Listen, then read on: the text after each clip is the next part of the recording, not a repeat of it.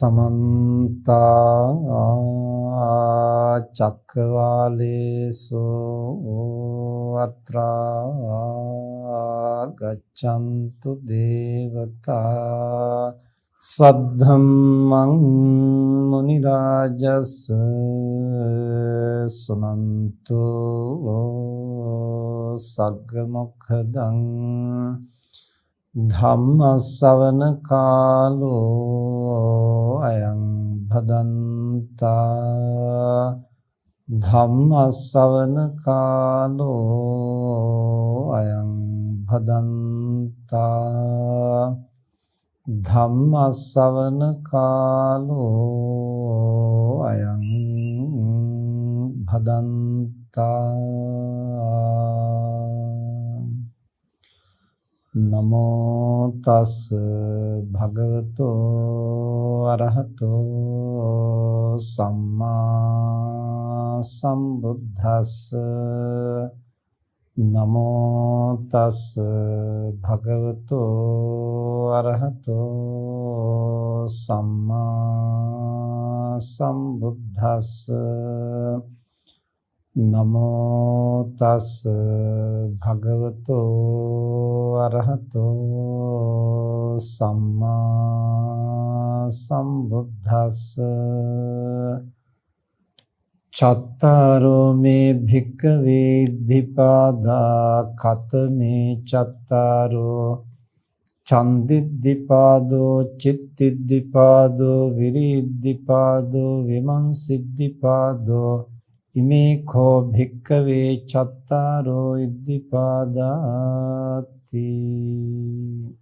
සද්ධාවන්ත පින්නතුනි, හැමදෙනාම ටික වෙලාවක් ධර්ම ශ්‍රවණය කරන්න සූදානම් වෙන්නේ. අද ධර්ම දේශනාවෙහි දායකත්වයේ දරන්නේ වීදුරු ආනයනයේ වීදුරු නිමි කර්මාන්තය හා වීදුරු අලවිය සඳහා ශ්‍රී ලංකාවේ ප්‍රමුඛතම ව්‍යාපාරය වන SG Industries අධිපති වසන්ත වනිගසේකර මහත්මයා අභාවයට පත් වෙලා එතුමන්ට පුණ්‍යානුමෝදනා කිරීමේ අරමුණ පෙරදරි කරගෙන එම කාර්ය මණ්ඩලය විසින් අද පින්කම සඳහා දායකත්වයේ දරනවා. එතුමන්ට පුණ්‍යානුමෝදනා කරමින් ව්‍යාපාරික කටයුතු වලට සහ සම්බන්ධ වෙන සියලු දෙනාට ආශිර්වාද කරමින් අද ධර්ම දේශනාව සඳහා දායකත්වයෙන් කටයුතු කරන්න.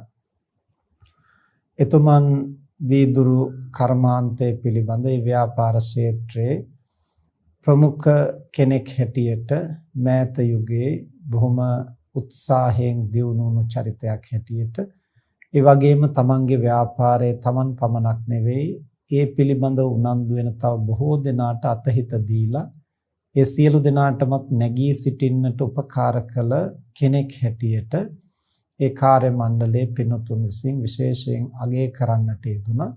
ඒ නිසා එතුමාගේ ඒ යහපත් ගුණ සිහිපත් කරලා එතුමාගේ භව ගමන සුවපත් කරන්නටත් දැනට ඒ ව්‍යාපාර කටයුතු කරගෙන යන දරුවන් ඇතුළු කාර්ය මණ්ඩලයේ සෑම දෙනාටම ආශිර්වාද කරමින් එතුමාගේ ආදර්ශයගෙන ව්‍යාපාර කටයුතු මනමින් සිද්ධ කරමින් මෙලොව පරලොව අභිවෘද්ධිය සලස්වා ගන්නට සුදුසු ධර්මානුශාසනාවක් සිදු කරන හැටියටයි අපට ආරාධනා කරන්නට යෙදුනේ. ඒ සඳහා අපි මාතෘකා කරන්නට යෙදුනේ බුදුරජාණන් වහන්සේ විසින් ඉද්ධිපාද පිළිබඳව දේශනා කරන ලද දේශනා පාඨයක්. බුදුරජාණන් වහන්සේ ඉද්ධිපාද හැටියට දක්වන්නේ නිවන් දකින්නට උපකාර වෙන මූලික කාරණා 4ක්. නිවන් දැකීම සඳහා උපකාර වෙන කරුණු 37ක් බෝධිපාක්ෂික ධර්ම හැටියට දක්වනවා. බෝධි කියලා කියන්නේ අවබෝධය, බෝධිපාක්ෂික කියලා කියන්නේ අවබෝධය ලබන්නට උපකාර වෙන ධර්ම. එතකොට මේ බඳු ධර්ම 37ක් ධර්මයේහි දැක්වෙනවා. ඒ 37න් 4ක් තමයි ඉද්ධිපාද. එතකොට ඉද්ධිපාද ධර්ම නිවනට ඍජුව උපකාර වෙන ධර්ම උනත් අපිට ලෞකික ජීවිතයේ ඕනෑම යහපත් පරමාර්ථයක් සමෘද්ධිමත් කරගන්නටත් ඒ ඉද්ධිපාද ධර්ම විශේෂයෙන් උපකාරී කරගන්නට පුළුවන්. ඒ නිසා අද දින ධර්මදේශනාවේදී අපි නිවන් අවබෝධය සඳහා ඉද්ධිපාද ධර්ම උපකාර කරගන්නේ ආකාරය පැහැදිලි කරනවට වඩා ලෞකික ජීවිතයේ යම්කිසි යහපත් අභිමතාර්ථයක් Tamanගේ ව්‍යාපාර කටයුතු ආදිය ධාර්මිකව පවත්වාගෙන මෙලොව පරලොව අභිවෘද්ධිය සලස්වන්නට නිවන් දකින්නට කටයුතු කරන කෙනෙක් හැටියට නිර්වාණගාමිනී මාර්ගයේහි ගමන් කරමින් Tamanගේ ලෞකික ව්‍යාපාර කටයුතු ධාර්මිකව දියුණු කරගන්නට මේ ඉද්ධිපාද ධර්ම උපකාර කරගන්නේ කොහොමද කියලා පැහැදිලි කරමින් අද ධර්ම දේශනාව සිද්ධ කරන්නට බලාපොරොත්තු වෙන්නේ. මුලින්ම අපි මේ වචනය පැහැදිලි කරගන්න ඕන. ඉද්ධිපාද, ඉද්ධි කියලා කියනවා විශේෂ හැකියාවන්ට. සාමාන්‍ය පුද්ගලයින්ට නොපිහිටන සුවිශේෂ පුද්ගලයින්ට ඇති සුවිශේෂ හැකියාවන් ධර්මයේ හඳුන්වන 이르දි කියන නමින්. එතකොට ඉද්ධිපාද කියලා කියන්නේ ඒ 이르දීන් ඇති කරගන්නට උපකාර වෙන කාරණා. දැන් 이르දිය කියන එක එහෙම නැත්නම් ඒ විශේෂ හැකියාවන් ක්‍රම කිහිපයකට ලැබෙන්න පුළුවන්. සමහරුන්ට සාංශාරික පුණ්‍ය ශක්තියෙන් ලැබෙන 이르දි තියෙනවා. ඒවා හඳුන්වනවා පුණ්‍ය 이르දි කියලා. දැන් අර ජෝතිය සිටුවරයා වගේ අයට Tamanගේ මුදල් පසුම්බිය ගත්තන් පස්සේ වැඩ කරන සියලු දෙනාටම ඒකෙන් කහවණු අරගෙන පඩි ගෙවන්නට පුළුවන්. පසුම්බිය මුණින් අතට හරවලා ගසා දාන තෙක් ඒකේ කහවණු නිම වෙන්නේ නැහැ. ඒ විදිහට ඔහුට සුවිශේෂ 이르දියක් පිහිටියා. ඒ සාංශාරිකව කරන ලද පුණ්‍ය ශක්තිය නිසා ඒව හඳුන්වන්නේ පුණ්‍ය 이르දි හැටියට. ඊළඟට තව සමහරුන්ට උත්පත්ති 이르දි තියෙනවා. ඒ කියන්නේ උපතින් ලැබෙන යම් විශේෂ හැකියාවන්. දැන් പ്രേත, යක්ෂ ආදී ආත්ම භවවල උපදින්නේ අකුසල කර්ම විපාක වශයෙන්. යක්ෂයින් අකුසල කර්මයෙන් උපදින්නත් පුළුවන්, කුසල කර්මයෙන් උපදින්නත් පුළුවන්. ඒතර විශේෂයෙන් പ്രേත, අසුර ආදීන් අකුසල කර්ම විපාක නිසා උපදින්නේ. නමුත් ඒ ඇතැම් പ്രേතයින්ට විශේෂ හැකියාවක් තියෙනවා. Tamanට කැමති ආකාරයෙන් පෙනී සිටීමේ හැකියාව තියෙනවා. එතකොට අසුරයින්ට දෙවියන් සමග ගැටෙන්නට තරම් ඒ දෙවියන්ට හා සමානව යම් හැකියාවක්, යම් ප්‍රාතිහාර්ය දැක්වීමේ හැකියාවක්, විශේෂ කෞශල්‍යයන්, ඒ වගේම විවිධ ස්වරූපයෙන් පෙනී සිටීමේ හැකියාව, අන් අය මැඩ පැවැත්වීමේ හැකියාව, මේ විවිධ සුවිශේෂ කෞශල්‍යයන් ඒ ඇතැම් අසුරයින්ට පිහිටලා තියෙනවා.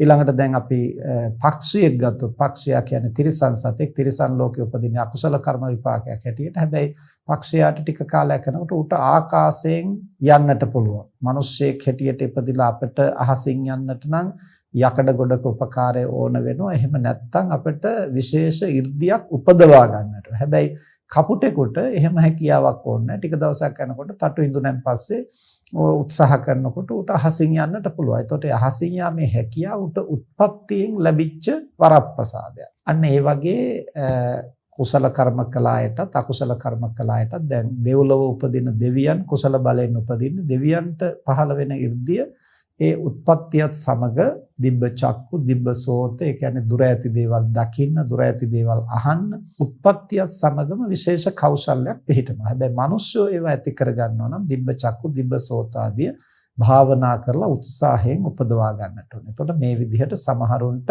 පුණ්‍ය ශක්තියෙන් ලැබෙන විශේෂ කෞශල්‍යයන් තියෙනවා.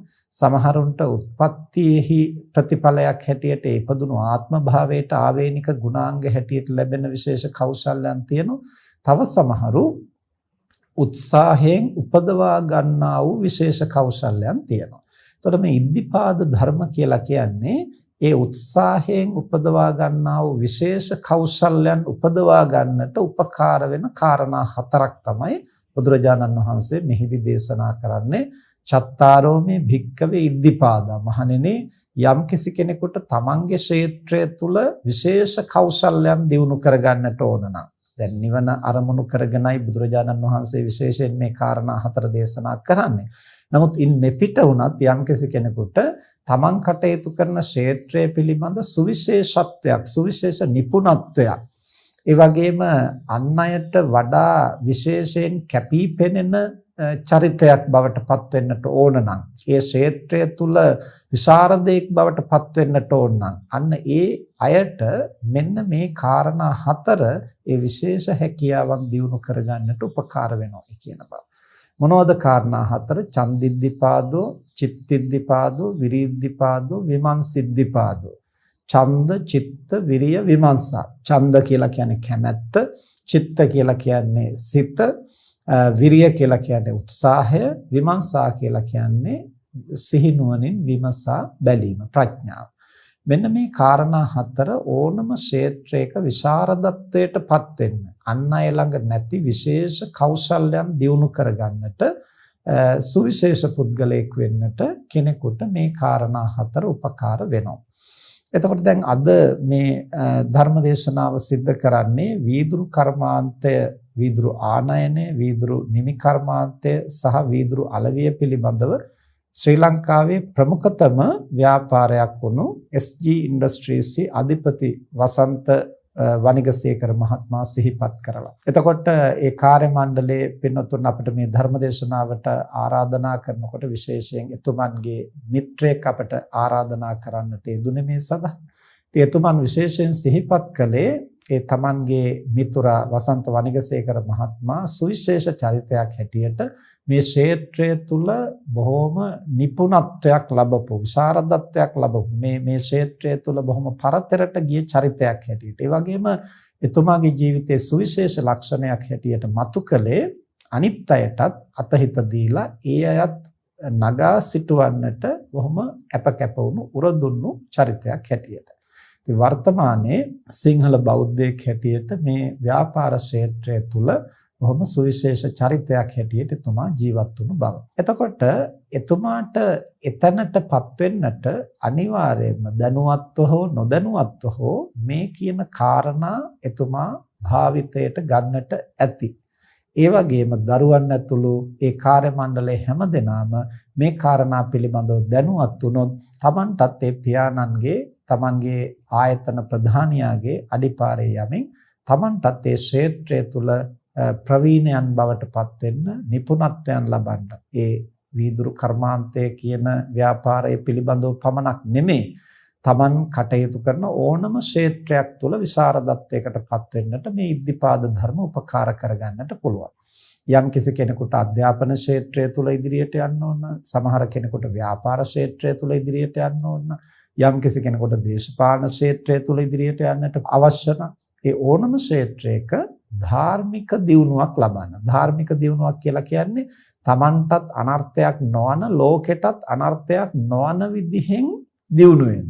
දැන් අද ගොඩක් දෙනා දියුණු වෙනකොට Tamanටත් හානි වෙලා අනුන්ටත් හානි වෙලා. ඒ කියන්නේ සමහර වෙලාවට Tamanගේ ක්ෂේත්‍රය තුල ඉදිරියට එන අනිත් සියලු දෙනාටම පීඩා කරගෙන ඒ සියලු දෙනාම යට කරගෙන සාමාන්‍ය මහජනයා පාවිච්චි කරන භාෂාවෙන් කියනවා නම් ඒ සියලු දෙනාටම වල කපාගෙන තමයි Taman ඉස්සරහට යන්න උත්සාහ කරන්නේ. ඉතින් එතකොට ඒ අනුන්ට වල කපන්න, අනුන් කඩාවට්ටන්නට සිතනකොටම ඒ අකුසල කර්ම ශක්තිය, ඒ චිත්ත වේගය Tamanට සාංශාරික වශයෙන් අනර්ථය පිණිස පවතිනවා. මේ ලෝක වශයෙන් යම්කිසි හේතුවකින් Tamanට ආර්ථික වශයෙන් යම්කිසි දියුණුවක් ලබන්නට පුළුවන් වුණාට මේ ජීවිතේම මරණාසන්න වෙනකොට, Taman වෘද්ධ වෙනකොට, දුර්වල වෙනකොට ඒ Taman ලෝකේ අන් අයට කරපු අපරාධ සිහිපත් වෙනකොට ඒ තැනත්තාට සැනසille මිය යන්නට පුළුවන් කමක් නැහැ. ඒ නිසා සාංශාරික වශයෙන් දුක්ඛ විපාක ඇති කරන්නට හේතු වෙනවා මේ ජීවිතේත් අසහනකාරී ජීවිතයක් ගත කරන්න. කියන්නේ කෙනෙකුගේ නිපුණත්වය, ප්‍රවීණත්වය, සාර්ථකත්වය කියලා කියන්නේ පින්නතුනේ මේ සල්ලි තියෙන එක විතරක් නෙමෙයි. මුදල් තිබිච්ච පමණට ඒ ක්ෂේත්‍රය තුල විශාරදයක් වෙන්නේ නැහැ. මුදල් තියෙන්නටත් ඕන. ඒ වගේම ආයතනය මනවින් දියුණුවට පත් කරගන්නට අවශ්‍ය කළමනාකරණ හැකියාව තියෙනටත් ඕන. ඒ වගේම Taman සමග වැඩ කරන සියලු දෙනා සතුටින් තෘප්තිමත්ව ඒ අයගේ අභිවෘද්ධිය සඳහා කටයුතු කරන්න පුළුවන් වෙන්නත් ඕන. ඒ වගේම Taman ඉපයීම තුළ අනුන්ට හානි නොකර උපයන්නත් ඕන. උපයන දේ Tamanගෙත් අනුන්ගෙත් යහපත පිණිස වැය කරන්නටත් ඕන. මෙහෙම විවිධ ක්ෂේත්‍රයන් තුළ අපට යහපත් ආකාරයෙන් කළමනාකරණය කරගන්න පුළුවන් නම් තමයි යම් ව්‍යාපාරයක් තුළ විශාරදත්වයක්, නිපුණත්වයක් ලබන්නට එය මනවින් පවත්වාගෙන යන්නට පුළුවන් වෙන්නේ. එහෙම නැති වුණොත් වැඩි කල් පවත්වන්න හම්බ වෙන්නේ නැහැ. අර විදිහට හතුරන් බිහි වෙනවා, Tamanට විරුද්ධකාරයෝ බිහි වෙනවා. ඒ වගේම සේවක සේවිකාවන්ට හරියට සංග්‍රහ කරන්න නැති වෙනකොට ඒ අය හොරකම් කරන්නට පටන් ගන්නවා. ඒ අය ආයතනයේට හිතවත් නැති වෙනවා. ආයතන ප්‍රධානියට හිතවත් නැති වෙනවා. ඉතින් එහෙම වෙනකොට ඒවා වැඩි කලක් පවත්වන්නට බෑ.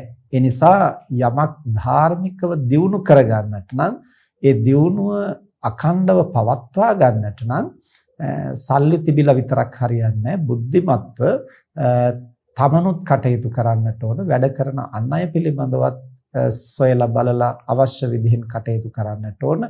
ධාර්මික උපයන්නට ඕන. ඒ උපයන දේ ධාර්මිකව වැය කරන්නට පුරුදු පුහුණු වෙන්නටත් ඕන. ඉතින් මේ සියලුම කටයුතු මනවින් සම්පාදනය කරගන්නට බුදුරජාණන් වහන්සේ දේශනා කරන්නේ මේ කාරණා 4 කෙනෙකුට විශේෂයෙන්ම මහෝපකාරී වෙනවා. මොනවද කාරණා 4? ඡන්ද, චිත්ත, විරිය, විමර්ශා. ඡන්ද කියලා කියන්නේ කැමැත්ත. දැන් අපිට යම්කිසි ව්‍යාපාර ක්ෂේත්‍රයක දියුණුවට, පරිණත භාවයට, විශාරදත්වයට පත් වෙන්නට අවශ්‍ය නම් ඒ තමන් ආරම්භ කරන, තමන් අතගහන ව්‍යාපාරය පිළිබඳව තමන්ට කැමැත්තක් තියෙන්නට ඕන. ඒ කැමැත්ත රුචිකත්වයේ නැතුව තාත්තා කරගෙන ආපු නිසා ඉතින් දැන් මේක කරන්න වෙනවනේ කියලා හරි, එහෙම නැත්නම් සල්ලි හම්බ කරන්න මේක හොඳ වැඩපිළිවෙලක් නිසා ඒක කොහොම හරි පවත්වාගෙන යන්න ඕන කියලා හරි, දැන් මේක කරන්න කෙනෙක් නැති නිසා මං අත ගහලා කරන්න ඕන කියලා හරි, එහෙම නිකන් ඇදගෙන ගියයි කියලා ව්‍යාපාර ක්ෂේත්‍රයක් තුල ප්‍රවීණෙක් වෙන්නට බෑ. එතකොට අපි මේ කතා කරන්නේ ව්‍යාපාර ගැන විතරක් නෙමෙයි, අනිත් ඕනම ක්ෂේත්‍රයක තමන්ට ප්‍රවීණත්වයක් ලබන්න නම් ඒ තමන් අතගහන, තමන් යොමු වෙන ක්ෂේත්‍රය පිළිබඳ තමන්ට රුචිකත්වයක් තියෙන්න ඕන. දැන් අපි දකිනවා හුඟක් වෙලාවට සමහර ශිෂ්‍යයින්ට අධ්‍යයන කටයුතු වලට යොමු වුණාම ඒවා ටික කාලයක් යනකොට එපා වෙනවා. ඇයි එපා වෙන්නේ? තමන් තෝරගෙන තියෙන්නේ තමන් රුචි කරන විෂය ධාරාවක් නෙමෙයි. තමන් කැමති ක්ෂේත්‍රයක නෙමෙයි. ඊළඟට ව්‍යාපාර කටයුතු කරන්න, රැකී ආරක්ෂා කරන්න සමහර යොමු වුණාට ටික කාලෙකින් මේවා අතහැරලා දානවා, අසාර්ථක වෙනවා. මොකද ඒ තමන් රුචි කරන පැත්තක්, තමන් උනන්දු වෙන පැත්තකට නෙමෙයි යොමු වෙලා තියෙන්නේ. අර මොනවා හරි කරන්න ඕන, සල්ලි හම්බ කරන්න ඕන, සල්ලි හම්බ කරන්න මොකක් හරි කරන්න ඕන වගේ සමහරු ඒවා ආරම්භ කරලා තියෙනවා. ඊළඟට තව සමහර කෙනෙක් අර අම්මා තාත්තා ඒවා ආරම්භ කළා, පටන් ගත්තා. දැන් මේවා විනාශ වුණොත් හොඳ නැහැ. දැන් මේවා පවත්වන්න වෙනවා. ඉතින් මේක කරගෙන යන්න වෙන කෙනෙකුට බාර දීලා හරියන්නේ නැහැ. ඒ නිසා අපි කරන්න ඕන කියලා නිකන් වෙන කරන්න දෙයක් නැතිකමට ඒවා කරගහගෙන ඇදගෙන යනවා. ඉතින් එහෙම වෙලා ව්‍යාපාරයක් තුලවත් කිසිම ක්ෂේත්‍රයක් තුල අභිවෘද්ධියකටපත් වෙන්නට පුළුවන් කමක් නැහැ. එහෙම වුණොත් ටිකෙන් ටික ඒවා කඩා වැටිලා විනාශ වෙලා දියාරු වෙලා යන එකයි සිද්ධ වෙන්නේ. ආයතනයක් ගොඩනගන්නට දීර්ඝ කාලයක් වෙහෙසෙන්න වුණාට ආයතනයක් කඩා වැටෙන්නට වැඩි කාලයක් යන්නේ නැහැ. එතකොට ඒ ක්ෂේත්‍රය තුල නමක් දිනාගෙන තමන්ගේ මව්පියන්, තමන්ගේ වැඩිහිටියන්, ආයතන ප්‍රධානීන් අවුරුදු ගාණක් වෙහෙස මහන්සි වෙලා ගොඩනගපු ආයතනයේ එහි කීර්තිය, එහි ගරුත්වය, එහි පෞරුෂය ඕන සති දෙක තුනක් ඇතුළත සම්පූර්ණ බිමට සමතලා කරන්නට පුළුවන්. ඇයි ඒ ගැන අපිට රුචිකත්වයක්, උනන්දුවක් නැති වුණා. දැන් ඒ නිසා තමන් යොමු වෙන ඕනම ක්ෂේත්‍රයක් පිළිබඳව තමන්ට කැමැත්තක් තියද කියන එක, ඒ ගැන තමන්ට රුචිකත්වයක්, උනන්දුවක් තියනවද කියන එක වඩාම වැදගත් කාරණයක්. ඒ නිසා අධ්‍යාපනයට නැඹුරු වුණත්, ව්‍යාපාර වලට නැඹුරු වුණත්, දේශපාලනයට නැඹුරු වුණත්, මහානදම් පුරන්නට යොමු වුණත්, මේ කවර කාර්යයක් පිළිබඳ වුණත් අපට ඡන්දය, කැමැත්ත ප්‍රධාන සාධකයක් වෙනවා. දැන් අපි දන්න එක්තරා තරුණයෙක් ඉන්නවා, මුද්‍රණ කන්තෝරුවක් පවත්වාගෙන යන, ඒ කියන්නේ printing press එකක්. එතකොට බලාපොරොත්තු නොවුණු අවස්ථාවක ඒ දරුවා තරුණ වයසේ, මම හිතන්නේ සාමාන්‍ය පෙළ විභාගය ලියලා ඉවර වෙච්ච ගමන් හෝ උසස් පෙළ විභාගය ලියලා ඉවර වෙච්ච ගමන් වගේ ඒ තාත්තා හදිසියෙ මිය ගියා. එතකොට තාත්තා තමයි මේ ආයතනය කරගෙන ආවේ. ඊට පස්සේ දැන් ගෙදර එකම පිරිමි දරුවා මේ දරුවා විතරයි. එතකොට දැන් ඒ දරුවට මේක කරගෙන යන්න සිද්ධ වුණා. සිද්ධ වුණාට පස්සේ දැන් වෙන කරන්න දෙයක් නැහැ. වෙන රැකී ආරක්ෂාවක් අලුතෙන් හොයාගන්න, අධ්‍යාපන සුදුසුකම් ඇති කරගෙන ඒවා සොයාගන්න ගියොත් තව කාලෙ ගත වෙනවා. ඒතකොට ගෙදර නඩත්තු කරගෙන යන්නට ඕන, අම්මා සහ සහෝදරියන්ගේ කටයුතු කරන්න ඕන. ඒතකොට මේ සියලු කටයුතු එක්කලා ඔහුට මේ බර කරට ගන්න සිද්ධ වෙනවා. එතකොට කැමැත්තෙන් නෙමෙයි. එතකොට එහෙම කැමැත්තෙන් නොවි අකමැත්තෙන් මේක අරගෙන යනකොට නොයෙකුත් හැලහැප්පිලි, නොයෙකුත් කඩාවැටි, එපා වීම, සිත් රිදීම. එතකොට ඒ වගේ ගැටලු බොහොමයකට මුහුණ දෙන්නට සිද්ධ වෙනවා. ඉතින් ඒ දරුවා අපි සමග කියලා තියෙනවා හීනෙන් පවා පෙනෙනවා සමහර වෙලාවට තාත්තා ඇවිල්ලා මාව මේ ඔක්කොගෙම නිදහස් කරලා පුතා පැත්තකටලා ඉන්න මම මේවා කරගෙන යන්නම් පුතා මහන්සි වෙන්න එපා කියලා. එහෙම තාත්තා ඇවිදින් සමහරලාට හීනෙන් කියනවා මට කියලා. ඉතින් මොනවද Tamanට මැවි පෙනෙන්නේ මේ භාර දූර කාර්ය Tamanට බර වැඩි මේකට අත ගහන්න Taman සූදානම් නැහැ. මට තාම මේ ව්‍යාපාර කටයුතු වලට අත ගහලා කරන්න නෙමෙයි ඕන. තාත්තගේ ආරක්ෂාව රැකවරණය උපකාරය මත පැත්තකට වෙලා නිදහසේ සැහැල්ලුවෙන් ඉන්නයි ඕන කියන මේ මානසිකත්වය තමයි අර සිහිනෙන් චිත්ත රූප වශයෙන් ඔහුටම පෙනෙන්නට ගන්න. ඉතින් ඒ විදිහට වුණොත් අපිට ව්‍යාපාරයක් සාර්ථක කරගන්නට පුළුවන් කමක් නැහැ. නමුත් ඒ තරුණයා දැන් වර්තමානයේ වෙනකොට ඊටාම හොඳින් තමන්ගේ ආයතනය පවත්වාගෙන යන්න ටිකෙන් ටික දියුණු වෙන්නට අවශ්‍ය උපකරණ අරගෙන එතකොට ගොඩනැගිලි සකසගෙන සේවක සේවිකාව එකතු කරගෙන තමන්ගේ ව්‍යාපාරය ශක්තිමත්ව පවත්වාගෙන යන්න දැන් ක්‍රියාත්මක වෙනවා. අර මුල් අවදියේදී බොහෝම උදාසීන මට්ටමින් තමයි ඒකට අත ගැහුවේ. මොකද තාත්තා කරගෙන ආපු එක කරගෙන යන්න ඕන කියන අදහස සහ වෙන කරන්න දෙයක් නැහැ මේක දැන් පවත්වගෙන යන්න වෙනවා කියන ආකල්පයත් එක්කලා. ඉතින් එහෙම උණයි කියලා අපිට මේ ක්ෂේත්‍රය තුළ විශාරදත්වයටපත් වෙන්න පුළුවන් කමක් නැහැ. සුවිශේෂ කෞශල්‍යයන් දියුණු කරගන්නට පුළුවන් කමක් නැහැ. එහෙම නැත්නම් නමක් දිනාගත්තු කෙනෙක් බවට පත් වෙන්නට විදිහක් නැහැ. ඒ සඳහා ඒ තමන් ආරම්භ කරන තමන් අත ගහන ක්ෂේත්‍රය පිළිබඳව තමන්ට ඡන්දය කැමැත්තක් තියෙන්නට ඕන කියලා බුදුරජාණන් වහන්සේ දේශනා කරනවා. හැබැයි අපි මෙතනදී මතක තියාගන්නට ඕන අපි ඡන්දයෙන් අගතියට නොයන්නටත්. අගතියට කියලා කියන්නේ ඡන්දය කියන කැමැත්ත, රුචිකත්වය කියන එක සමහරට සීමාව ඉක්මවා ගියන් පස්සේ ඒකම නිකන් උමතුවක් වගේ මට්ටමට ප්‍රමාණ අතික්‍රාන්තව කරන්න පුළුවන් ඒවටයි බැරි ඒවටයි ඔක්කොටම අත ගහනවා. එතකොට පුළුවන් ප්‍රමාණය තේරුම් ගන්නේ නැහැ. ඒ වගේම තමන්ගේ ස්වභාවය තමන් හඳුනාගන්නේ නැහැ. මොකේට අත ගහන්නේ කියලා හිතන්නේ නැහැ. එහෙම දුරදිග බලන්නේ නැතුව බොහෝම ළඟ බලලා තමන් කැමති විදිහට දේවල් කරන්නට උත්සාහ කරනවා. එහෙම වුණොත් තමන් නිකන් හිතුවක්කාරයෙක් වෙන එකයි වෙන්නේ. ඡන්දයෙන් අගතියට ගියොත් වැඩිහිටියන්ගෙන් උපදෙස් ගන්නෙ නැහැ. ඒ පිළිබඳව ක්ෂේත්‍රේ ප්‍රවීණයන්ගෙන් උපදෙස් ගන්නෙ නැහැ. අනිත් අය දේවල් කරන විදිහ අධ්‍යයනය කරන්නේ ඒ පිළිබඳව සුදුසු අධ්‍යාපනයක් ලබන්නට හිතන්නේ නැහැ. හැමදේම මට හිතන හැටියට මට ඕන විදිහට කරන්න පුළුවන් වගේ එක්තරා අධිමානයක් ඇති කරගන්න.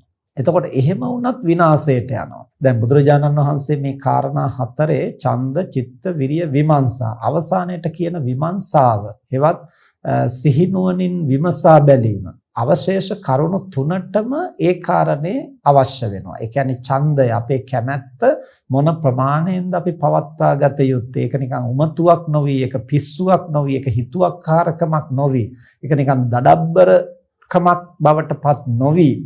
අවශ්‍ය දේ විමසලා බලලා නිවැරදි විදිහට කරන්නට ඡන්දය කැමැත්ත තියෙන්න ඕන, උනන්දුව තියෙන්න ඕන. හැබැයි ඒ උනන්දුව අපි ප්‍රඥාවෙන් පාලනය කරගන්නට ඕන. අපි ප්‍රඥාවෙන් යුක්තව සමබරව විමසා බලා කටයුතු කරන්න ඕන. කැමැත්ත තිබ්බ පමණට එකපාරට හායි කියලා එකට අත ගහන්නේ නැතුව, කැමැත්ත තිබ්බ පමණට එකපාරට ඒක දිගපළල හොයන්නේ බලන්නේ නැතුව, ගැඹුර බලන්නේ නැතුව එකපාරට පනින්නේ නැතුව සොයලා බලලා විමසලා බලලා මේ කාර්ය කොතෙක් දුරට සාර්ථක වෙනවද, සාර්ථක කරගන්න අවශ්‍ය සාධක තියනවද, මේ වෙලාවේකට අත ගහන්න සුදුසුද, මෙහෙම සොයලා බලලා විමසලා කටයුතු කරන්නට ඒ තැනත්තාට අර අවසාන කාරණය හැම තැනකදීම වැදගත් වෙනවා. මොකද්ද? විමසිලිමත් ප්‍රඥාව. එතකොට පළවෙනි කාරණය ගැනයි අපි මේ සාකච්ඡා කරන්නේ. ඡන්දය හෙවත් කැමැත්ත. තමන් ආරම්භ කරන ව්‍යාපාරය හෝ තමන් අත ගහන ක්ෂේත්‍රය පිළිබඳව තමන්ට රුචිකත්වයක්, කැමැත්තක් තියෙනවා. දැන් ඔය සමහර ඉගෙන ගන්න දරුවෝ එහෙම කියන්නේ පාඩම් කළාට මතක හිටින්නේ නැහැ, ඔළුවට බර වැඩි, මානසික ආතතිය වැඩි. මේ සියලු ප්‍රශ්න ඇති වෙන්නේ රුචිකත්වයේ අඩු වෙනකොට. ඒ වගේම රුචිකත්වයේ සීමාව ඉක්මවා යනකොටත් ඔය ගැටලුව මතුවෙනවා. දැන් සමහර දරුවන්ට කැමැත්තක් නැති වෙනකොට පාඩම් කරන දේවල් මතක හිටින්නේ නැහැ. ඒව ඕනකමින් නෙමෙයි. කැමැත්තෙන් නෙමෙයි ඇහුම්කන් දෙන්නේ. තව සමහර දරුවන්ට තියෙනවා මම අනිත් අයට වඩා ප්‍රතිඵල ගන්න ඕන. අනිත් අයට වඩා මම ලංකාවේ පළවෙනිය වෙන්නට ඕන. ඒ වගේම පන්තියේ පළමුවෙනියම වෙන්නට ඕන. එතකොට මෙහෙම දැඩිව අරගෙන තියෙනවා. එතකොට තමන් විභාගෙත් සමත් වෙලා තියෙනවා. සමහර වෙලාවට ඒ තුනක් අරගෙන තියෙනවා. එක විෂයකට විතරක් B එකක් අරගෙන තියෙනවා. එතකොට සමහර දරුවෝ ගෙලවල දා ගන්න වසබොන තත්ත්වයට හිත දුර්වල කරගන්නවා. ඒ හතරක්ම ගන්න බැරි වුණයි කියලා. එතකොට මේ S4ක් ගත්තු එහෙම නැත්නම් සාමාන්‍ය විදිහට පාස් වෙච්ච අයත් හොඳින් කටයුතු කරගෙන ඉන්නවා. Tamanට ඒ හතරක් ගන්න බැරි වුණයි කියලා සමහර වෙලාවට දිවිනසා ගන්නට හිතනවා. ඒ මොකද අර Tamanගේ උනන්දුව, කැමැත්ත, රුචිකත්වය ඒවා සීමා අතික්‍රාන්ත වෙලා ඡන්දයෙන් අගතියට ගිහිල්ලා. එතකොට මම මෙහෙමම වෙන්න ඕන කියලා යමක් දැඩිව අල්ලගෙන. ඉතින් ව්‍යාපාර ක්ෂේත්‍රය තුලත් අපි සීමා අතික්‍රාන්තව දේවල් ග්‍රහණය කරගන්නට ගියොත් අපිට මානසික ආතතියක් ඇති වෙන්නට පුළුවන්. ඒ තුලින්ම අපි වෙහෙසටපත් වෙන්න පුළුවන්, හෙම්බත් වෙන්නට පුළුවන්, කඩා වැටෙන්නට පුළුවන්.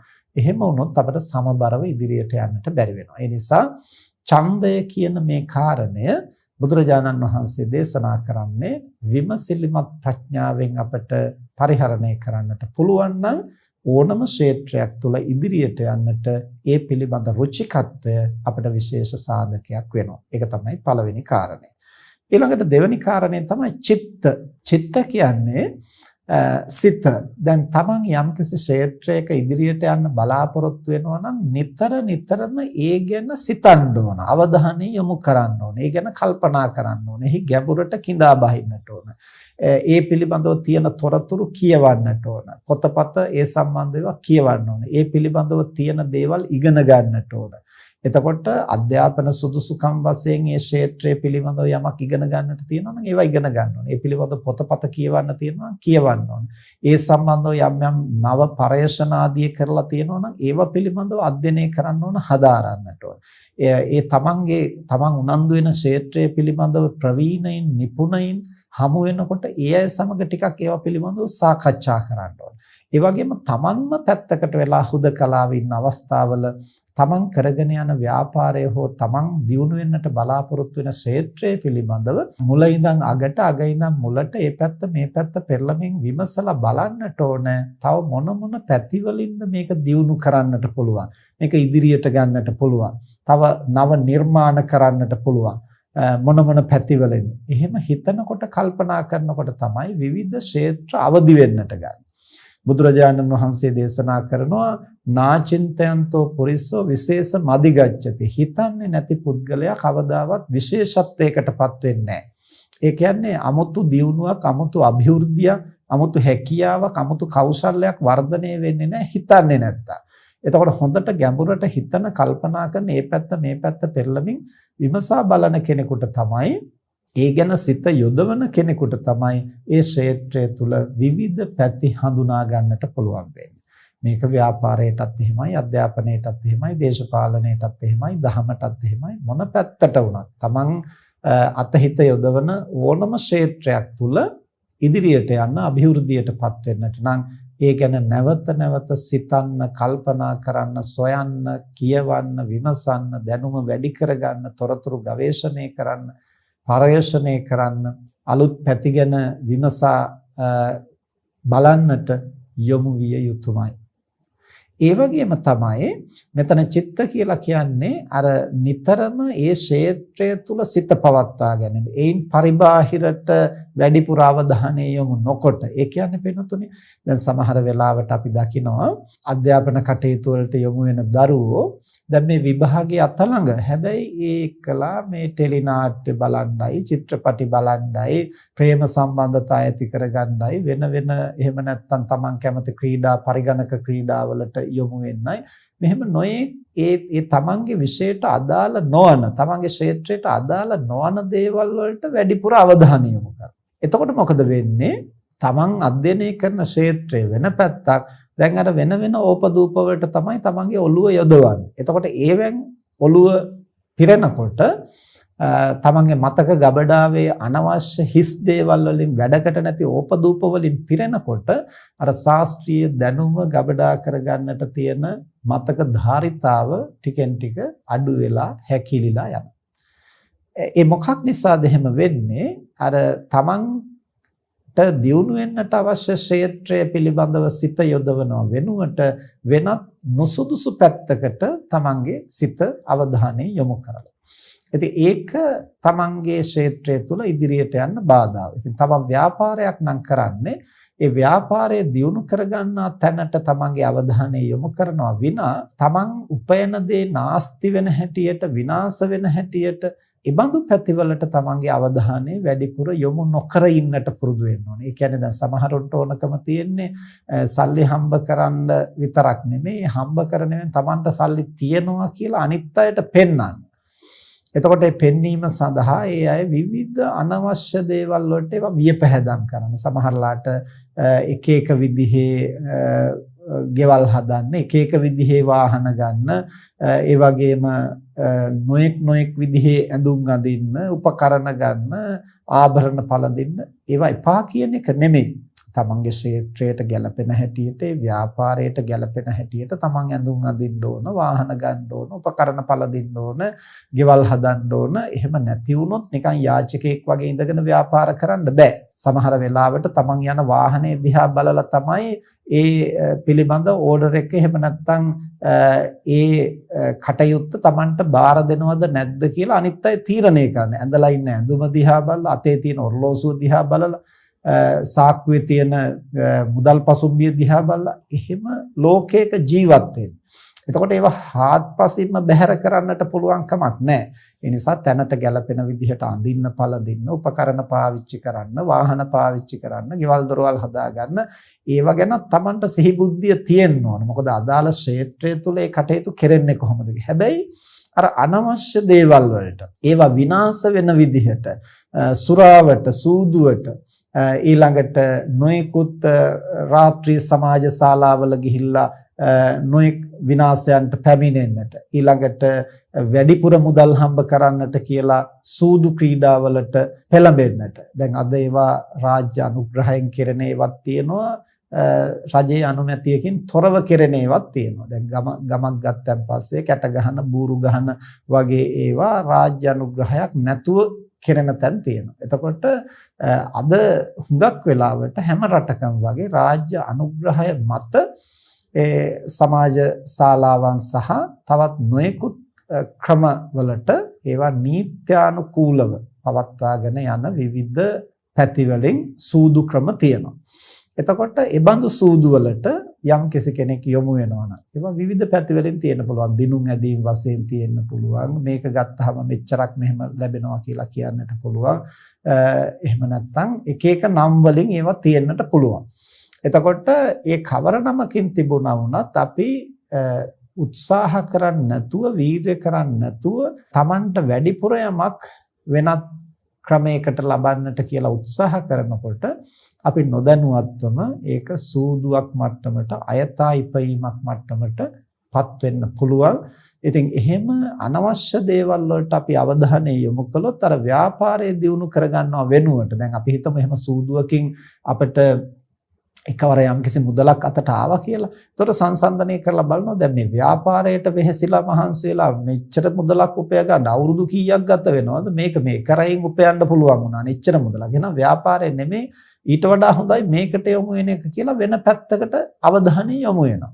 එතකොට තමන්ගේ සිත අර නුසුදුසු දෙයට, අයථා දෙයට යොමු කිරීමේ ආදීනවේ තමයි ව්‍යාපාරය දියුණු කරගන්න එකෙන් ගිලිහිලා ගිහිල්ලා අර විදිහට සූදුවෙන් අයථා ක්‍රම වලින් මුදල් හම්බ කරන තැනට තමන්ගේ සිත පෙළඹෙන්නට පුළුවන්. ඒ නිසා චිත්ත ඒ තමන් දියුණු වෙන්නට අවශ්‍යයි කියලා හිතන ක්ෂේත්‍රය තුල තමන්ගේ සිත පවත්වා ගන්න.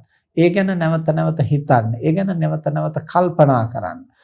එහි විවිධ නිර්මාණශීලී තත්වයන් ඇති කරන්න, අලුත් අංශ ආරම්භ කරන්න, ඒ වගේම අලුත් දේවල් උපයන්න මේ විදිහට මහජනයාගේ අවශ්‍යතාවය හඳුනාගෙන, ඒ වගේම තමන්ගේ ක්ෂේත්‍රය හඳුනාගෙන කටයුතු කරන්නට පුළුවන්කම තියෙනවා. හැබැයි එතනදී අපි මතක තියාගන්නට ඕන දැන් වර්තමානයේ සමහර වෙලාවට වෙළඳ උපාය මාර්ග හැටියට පාවිච්චි කරනවා මිනිස්සුන්ව රවට්ටලා මිනිස්සුන්ට තියෙන අවශ්‍යතා පිළිබඳව මිනිස්සුන්ගේ කෙලෙස් අවුස්සලා බලහත්කාරයෙන් දේවල් ඕගේ ඇගේ ගහන මට්ටමට. එතකොට එතනදී සිද්ධ වෙන්නේ මහා සමාජ අපරාධයක්. ඒ කියන්නේ දැන් අර සූදු ක්‍රම වගේම මහජනයා පොළඹවන එක ක්‍රම. දැන් මේකෙන් දෙකක් ගත්තොත් තව එකක් නොමිල. ඒතර අර මනුස්සයා සල්ලි අරගෙන ඉන්නේ එකක් කරයි යන්නේ. මේ මනුස්සයාට අවශ්‍ය වෙන්නේ එකයි. හැබැයි දෙකක් ගත්තොත් තව එකක් නොමිල දෙනවා කියනකොට තෘෂ්ණාව අවුස්සනවා, පොළඹවනවා. ඒතර මේ පෙළඹවීම තුල ඒ මනුස්සයා ඇත්තටම එකක් නොමිල දෙනවා කියලා කිව්වට ඒකෙත් මුදල් අරගෙනනේ ඒක දෙන්නේ. ඒක වෙනත් ක්‍රමයකින් අර ගාන වැඩි කරලා හරි කලින් තිබිච්ච ගාන කපලා වෙන ගානක් ඒකට අලවලා හරි මොකක් හරි කරලා අරකට ලැබෙන මුදලත් යම් ක්‍රමයකින් පියව ගන්නා විදිහකට තමයි මේ වෙළඳ උපාය මාර්ග සැකසෙන්නේ. එතකොට මහජනයා මුලා කරනවා ඔවුන්ගේ තෘෂ්ණාවෙන් පොළඹවලා. දැන් ඇත්තටම භාණ්ඩ එකයි අවශ්‍ය වෙන්නේ. දැන් ගෙදර ගෙනියනවා 3ක්. ගෙනහිල්ලා 2ක් විනාශ වෙනවා. දැන් අර තමන් ගෙනාව එක සමහර මිනිස්සු ඉතින් තෘෂ්ණාවත් එක්කලා තව කෙනෙකුට දෙන්නෙත් නැහැ. ඒවා තැන් තැන්වල විනාශ වෙනවා.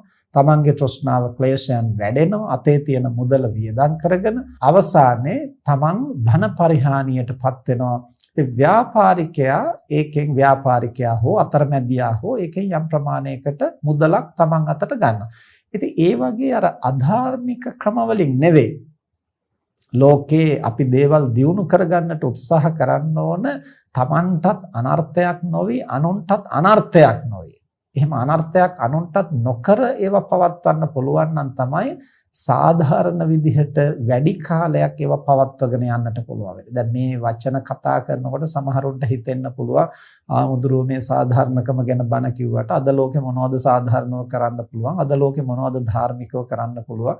ලෝකයන් හැටියට අපි කටයුතු කරනවා ඇරෙන්න වෙන කරන්න දෙයක් නැහැ කියලා හිතෙන්න පුළුවන්. වෙනතුනේ ඒවා ඒ විදිහට කෙනෙකුට ආවේගශීලීව හැඟෙන්න පුළුවන්. නමුත් ඒවා වැඩිකල් පවත්වන්න පුළුවන් දෙයක් නෙමෙයි. මොකද මේ සබාධම් රීතියට හැමදේම අනුගතයි. දැන් අපි පහුගිය කාලවල දැක්ක මේ කොරෝනා ව්‍යසනය නිසා මිනිස්සු මුදල් තමයි එකම දෙවියා හැටියට සලකාගෙන හිටපු ඇතැම් අය. දැන් ඉතාලිය වගේ රටවල් වල ලංකාවෙන් උනත් ඉතාලි ගිය අය අනිත් රටවල් වලට ගිය අයට වඩා වෙනස්. මොකද ඒගොල්ලෝ මුදල් මතම කටයුතු කරන මානසිකත්වයක් වැඩි දෙනෙකුට හැමෝම නෙමෙයි. වැඩි දෙනෙකුට ඒ වගේ ආකල්ප තමයි තියෙන්නේ. එතකොට අපි පසුගිය කාලේ දැක්කා කොරෝනා වසංගතයෙන් අන්තිමට එළියට බැහැ ගන්න බැරුව ගෙවල් ඇතුලේ හිර වුණාම ඉතාලි වැසියෝ සමහර අය තමන්ගේ මුදල් නෝට්ටු තමන් ඉන්න උඩ තට්ටු වලින් මහපාරට වීසි කරලා තිබුණා.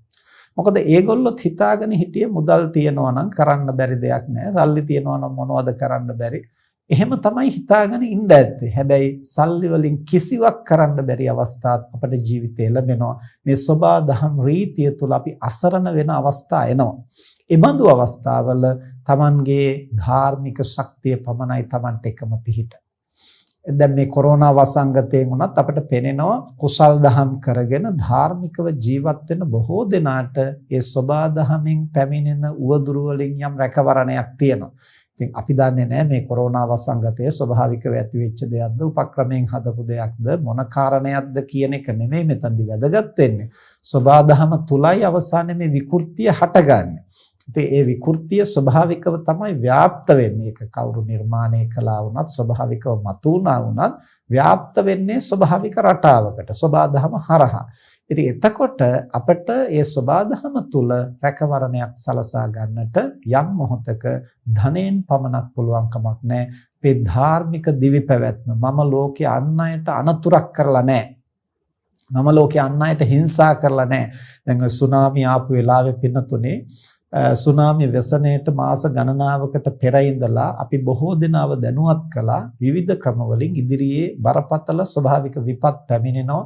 ඒ නිසා දැම්ම තියා Tamanට පුළුවන් හැටියට බුදුරජාණන් වහන්සේට පැන් බඳුනක් පූජා කරලා පහනක් දැල්වලා කරණීය මෙත්ත සූත්‍රය, මෛත්‍රී සූත්‍රය සජ්ජායනා කරලා අදිෂ්ඨාන කරන්න ඉදිරියේ පැමිණෙන විපත් වලින් සියලු දෙනාගේ දිවි රැකෙන්නට කියලා. ඉතින් සමහරු මේ උපදෙස් පිළිපැදෙමින් ඒ විදිහට කරලා තිබුණා. එක අම්මා කෙනෙක් මේ විදිහට මාස 6ක් විතර කරගෙන යනකොට තමයි සුනාමි රැල්ල ආවේ. එතකොට ඒ සුනාමි ව්‍යසනය සිද්ධ වෙනකොට ඒ අම්මා තමන්ගේ පොඩි දරුවත් එක්කලා මුහුද අයිනේ එක පොල්වත්තක ඉඳලා තියෙන්නේ. ඉතින් ඒ අම්මා කියනවා අර පැත්තෙන් අඩි 30 40ක් උසට මහා ජල කඳ එනවා සියල්ල යට කරගෙන ගස් කොළන් ගලවගෙන ගොඩනැගිලි බිඳගෙන සියල්ල පෙරලගෙන එනවා. දැන් තමන්ගේ දරුවත් එක්කලා තමන්ට යන එන අතක් නැහැ. රැකෙන්නට කිසිම ක්‍රමයක් නැහැ. දැන් අනිවාර්යෙන් දෙදෙනාගේම ජීවිතය විනාශයි කියලා ඒ අම්මට වැටහුණා. ඒත් එක්කලා මේ අම්මට සිහිපත් වුණා මම මාස 6ක් විතර කරණීයමෙත්ත සූත්‍රයේ සජ්ජායනා කරමින් මෙත් වැඩුවා මේ බඳු විපත් වලින් සියලු දෙනාගේ ජීවිත රැකෙන්නට කියලා. එහෙම හිතනකොටම ඒ අම්මා පුරුද්දට වගේ වැරදි අර සුපුරුදු විදිහට කරණීයමෙත්ත සූත්‍රයම කියන්න පටන් ගත්තා. දරුවා තුරුළු කරගෙන S2 පියාගෙන වෙන කරන්න දෙයක් නැහැ. කල හැකි කිසි දෙයක් නැහැ. දැන් මේ මැරෙන මොහොතට මුහුණ දෙන්නට වෙන ක්‍රමයක් නැහැ. ඒ නිසා දන්න කරණීයමෙත්ත සූත්‍රයම කියන්න ගත්තා. එතනදී අම්මා කියනවා හාමුදුරනේ හරි පුදුමයි. අර ආපු ජල කඳ දෙකට බෙදිලා දෙපසින් සියල්ල සුණු විසුණු කරගෙන ගියා. අපිවත් ජලයට යම් ප්‍රමාණයකට යට වුණා. හැබැයි දරුවගේ මගේ දෙන්නගේම ජීවිතේ රැකුණා. එතකොට අපි දැක්කා යකඩ රේල් පීලි එක තැන ඇබරිලා උණු වෙලා නැවිලා තිබුණා. එතකොට කොන්ක්‍රීට් වලින් හදපු ගොඩනැගිලි ගසාගෙන ගිහිල්ලා තිබුණා. ගල් ගලවගෙන ගිහිල්ලා තිබුණා. ගස් පෙරලාගෙන ගිහින් තිබුණා. නැව් ගොඩට ගහලා තිබුණා. ඉතින් එහෙව් ජල කඳක මේ අම්මයි පුතයි කොහොමද බේරුනේ? ඒතකොට එතන තමයි අපි ගොඩනගන ධාර්මික ශක්තිය තියෙන්නේ.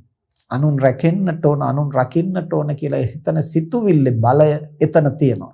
ඉතින් ඒ නිසා කිසිම අවස්ථාවක අපට ලෝකෙට අනතුරු කරලා, ලෝකෙට හානි කරලා යම් ව්‍යාපාරයක් තුල හෝ යම් ක්ෂේත්‍රයක් තුල අපි දියුණුවටපත් උනායි කියලා, මුදල් හම්බ කළයි කියලා, ධනය, බලය, කීර්තිය ලැබුවයි කියලා ඒව වැඩි කලක් සබාධම තුල අපට රැකෙන්නට ඉඩ දෙන්නේ නැහැ. එය විසින්ම අපිව විනාශ කරනවා, මෙලවත් විනාශ කරනවා, පරලොවත් විනාශ කරනවා. ඉතින් බුදුදහමේ එය හඳුන්වන්නේ හේතුඵල ධර්මයේ හෙවත් කර්මයේ කර්ම විපාකයේ හැටියට. ඉතින් කර්මයේ කර්ම විපාකයේ කියන කතාව බෞද්ධ හැටියට අපි පිළිගන්නවා. ඉතින් බෞද්ධ නොවන කෙනෙකුට උනත් හේතුව සහ ඵලය කියන මේ ධර්ම સિદ્ધාන්තය නුවණින් කල්පනා කළොත් වටහා ගන්නට කිසි බාධාවක් නැහැ. තමන් බෞද්ධ වුණත් අබෞද්ධ වුණත් විශ්වය තුල දේවල් ක්‍රියාත්මක වෙන්නේ හේතුඵල સિદ્ધාන්තයකට අනුගතවයි. ඉතින් ඒ නිසා තමන්ගේ ක්ෂේත්‍රය තුල දියුණු වෙන්නට උත්සාහ කරනකොට දියුණුව පිළිබඳව සිතන්න ඕන, කල්පනා කරන්නට ඕන, ඒ පිළිබඳව උපාය මාර්ග යොදන්නට ඕන. හැබැයි ලෝකය විනාශ කරන්නේ නැතිව, තමන්ගේ මනුෂ්‍යකම් විනාශ කරගන්නේ නැතිව, ධාර්මිකව විවිධ ක්ෂේත්‍ර වලින් තමන්ගේ ව්‍යාපාරය දියුණු කරගන්න ආකාරය ගැන නැවත අවධානය යොමු කරන්න. මේ අපි කතා කළේ දෙවනි කාරණය චිත්ත ඡන්ද ඉද්ධිපාදේ පළවෙනි එක, දෙවෙනි එක චිත්ත ඉද්ධිපාදේ. තුන්වෙනි එක තමයි විරිය ඉද්ධිපාද. විරිය කියලා කියන්නේ කායික මානසික උත්සාහය. කායික උත්සාහයත් අපිට තියෙන්න ඕන, අලස නොවි මානසික උත්සාහයක් තියෙන්න ඕන. එතකොට කායික මානසික උත්සාහයේ ප්‍රමාණයට තමයි අපිට ඕනම ක්ෂේත්‍රයක දියුණුව ලබන්නට පුළුවන්. නිවන් දකින්නටත් එහෙමයි, ලෞකික ක්ෂේත්‍රයේ දියුණු වෙන්නටත් අපට උත්සාහය අවශ්‍යයි. ඉතින් උත්සාහය ඇති වෙන්නට අර ඡන්දය ප්‍රධාන වෙනවා, කැමැත්ත. දැන් සමහර දෙයකට අපිට කැමැත්තක් නැතිනම් අපිට නොයෙකුත් බාධා හැටියට තමයි පෙනෙන්නේ. අලසකම් තමයි මතුවෙන්නේ. දැන් උදේ පාන්දර වැඩි, දැන් සීතල වැඩි, දැන් දවාලේ රස්නේ වැඩි, දැන් රෑ වෙලා වැඩි, දැන් ওই වැඩේ පටන් අරන් කරන්න වෙලාවක් නැහැ. තනියෙන් ඕක කරන්න බෑ. තව අයගේ උදව් ඕන. මේ ඔකට සුදුසු වෙලාව නෙමෙයි. මට ඕක තේරෙන්නේ නැහැ. මෙහෙම නොයෙක් ප්‍රශ්න අපිට පෙනෙනවා රුචිකත්වය නැති වෙනකොට. ඒ නිසා වීර්ය උපදින්නට රුචිකත්වයත් කැමැත්ත විශේෂ කාරණයක් වෙනවා. ඒකයි මුලින්ම බුදුරජාණන් වහන්සේ දේශනා කරන්නේ. ඒතර කැමැත්තෙන් ඒ පිළිබඳව අවධානය යොමු කරමින් කායික මානසික වීර්ය පවත්වන්නට ඕන. බුදුරජාණන් වහන්සේ දේශනා කරන මේ ලෝකයේ ඇතැම් අය උත්ථාන පලූපජීවි. තව සමහරු අය කම්ම පලූපජීවි. තව සමහර කෙනෙක් උත්ථාන පලූපජීවි සහ කම්ම පලූපජීවි. තව සමහර කෙනෙක් ඔය දෙකම නැහැ. මොකද්ද උත්ථාන පලූපජීවි කියලා කියන්නේ? උත්සාහයෙන් දේවල් උපයාගෙන ඒ උත්සාහයෙන් ගොඩනගාගත්තු දෙයින් සුවසේ ජීවත් වෙනවා. ඒක තමයි උත්ථාන පලූපජීවි කියන්නේ. තව සමහරු ඉන්නවා කම්ම පලූපජීවි. සසරේ කරන ලද කුසල කර්ම ශක්තියෙන් යම් දේවල් Taman වෙත ලැබිලා ඒවෙන් යැපෙනවා. ඒගොල්ලන්ගේ උත්සාහයක් නැහැ. උත්සාහයෙන් උපදවාගත්තු දෙයක් නෑ. හැබැයි සාංශාරික කර්මයෙන් යැපෙනවා. තව සමහරු ඉන්නවා උත්තාන ඵලෝපජීවී සහ කම්ම ඵලෝපජීවී. උත්සාහයක් තියෙනවා, සාංශාරික කුසල බලයක් තියෙනවා, දෙකෙන්ම යැපෙනවා. තව සමහරු ඉන්නවා උත්සාහයක් නෑ, සාංශාරික කුසල බලයක් නෑ. ඒ නිසා දෙපසින්ම පිරිහිලා.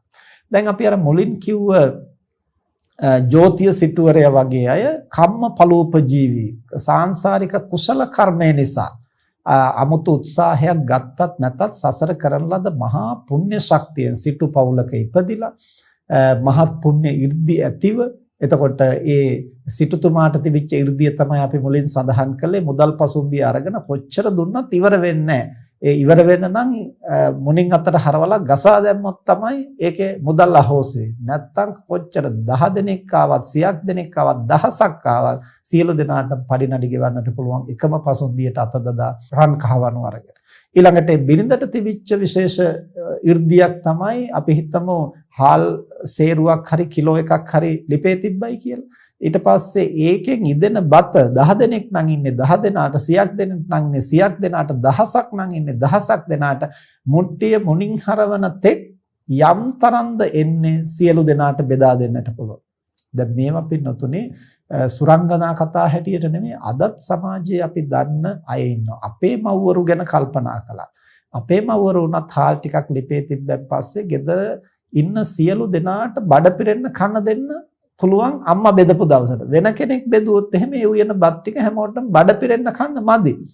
ඒතර කෙනෙක් හිතන්නට පුළුවන් ඒක මානසික කාරණයක් කියලා. ඒ මානසික කාරණයක් විතරක් නෙමෙයි ඒ සාංශාරික වශයෙන් මාතෘ ගුණය පුහුණු කරගෙන අනිත් අයගේ කුසගිනි නිවන්නට ඕන කියන ආකල්පය අනිත් අයට දෙන්න ඕන කියන හැඟීම සසරේ පුහුණු කරපු චරිත කවදාවත් කොච්චර දුන්නත් හිස් වෙන්නේ නැහැ. ඒවා කොහෙන් හරි ලැබෙනවා සම්පූර්ණ වෙනවා. දැන් අනාථපිණ්ඩික සිටුතුමා මහත් ධනස්කන්ධයක් බුද්ධ ශාසනය වෙනුවෙන් වැය කරනකොට අන්තිමට සියලු ධන ගබඩා හිස් වුණා. මොකද තමන්ගේ ණයගත්තු අය දෙන්න නැතුව මගහැරලා ගියා. රජු සිටුවරයා ධාර්මික වෙනකොට ඒවා පසුපස එලවන්නට කියන තිබිච්ච දේ වැය කළා. අන්තිමට සියල්ල හිස් වුණා. නමුත් අවසානයේ දෙවියන්ගේ සහායෙන් නැවත අටුකොට පුරවාගෙන යලිත් දන් දෙන්නට ශක්තිය ලැබුවා. ඒ තමන්ගේ දන් දීමේ තියෙන රුචිකත්වයේ කැමැත්ත සාංශාරික පුරුද්ද පුණ්‍ය ශක්තිය හේතු කොටගෙන විනාශ වුණේ නැහැ. ඉතින් මේ විදිහට සමහරව ඉන්නවා පුණ්‍ය ඵලෝපජීවී සාංශාරිකව කරන ලද පුණ්‍ය ශක්තිය Tamanට සහාය වෙනවා.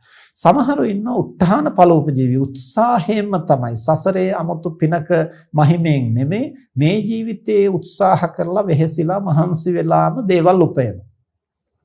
තව සමහරුන්ට ওই දෙපැත්තම තියෙනවා. උත්සාහයක් තියෙනවා, සාංශාරික පුණ්‍ය ශක්තියක් තියෙනවා. ඉතින් මම හිතන්නේ සමහර වෙලාවට මේ වසන්ත වනිගසේකර මහත්මයා ඒ අංශ දෙකෙන්ම ශක්තිමත් වෙච්ච කෙනෙක්. එතුමා හොඳට ධර්මයේ පිළිගන්න, දන් දෙන, පරිත්‍යාග කරන, දෙවියන් විශ්වාස කරන ඒ හැම පැත්තකින්ම Tamanට ගන්න පුළුවන් සහයෝගය, කුසල බලය හැම පැත්තක්ම දියුණු කරගන්නටත් උත්සාහ කළා.